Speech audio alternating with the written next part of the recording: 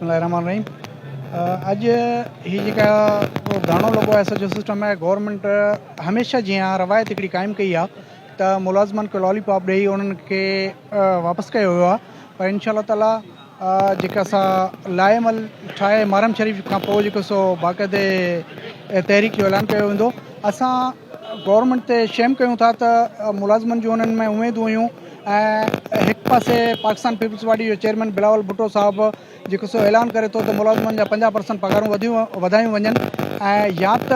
बिलावल भुट्टो ग़लति बयानी थो करे या उनजी टीम CM उनजी मञे कोन पियो थो। जेकॾहिं हू चवनि था त 7% जेके असां वधाईंदासीं 7% खां मथे असां न ॾींदासीं त असां उन्हनि खे ॿुधायूं था त जेकॾहिं तव्हां पंहिंजे चेयरमैन खे बि नथा मञो ऐं चेयरमैन जी ॻाल्हि खे बि नथा मञो त हिकिड़ी शर्मनाक ॻाल्हि आहे। ऐं एॾी वॾी पार्टी जो चेयरमैन उहो ऐलान करे थो ॿियनि सूबनि में त असां जेका बजट पेश कंदासीं ऐं प्रेस कॉन्फ्रेंस करे इहो ॿुधाए थो त असां सिंध ऐं बलोचिस्तान जी बजट में सरकारी मुलाज़िमनि जा 50% पगार वधाईंदासीं। पर जॾहिं असां उन्हनि जी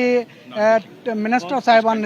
नासिर शाह साहिबु सईद गनी साहिबु ऐं ज़ुल्फ़िकार शाह साहिब जी सरबराही में मीटिंग रखी वई ऐं उन में इहो उन्हनि ॿुधायो त न असां 7% जेको सो पगारूं वधाईंदासीं ऐं 7% पेंशन वधाईंदासीं। उन खां मथे असां नथा करे सघूं। त छा बिलावल साहिबु तव्हां सच पिया ॻाल्हायो सिंध जे माण्हुनि सां पाकिस्तान जे माण्हुनि सां एतिरो कूड़ तव्हां मतिलबु त शहीद राणी जा औलाद आहियो जॾहिं हुन हमेशह मुलाज़िमनि जी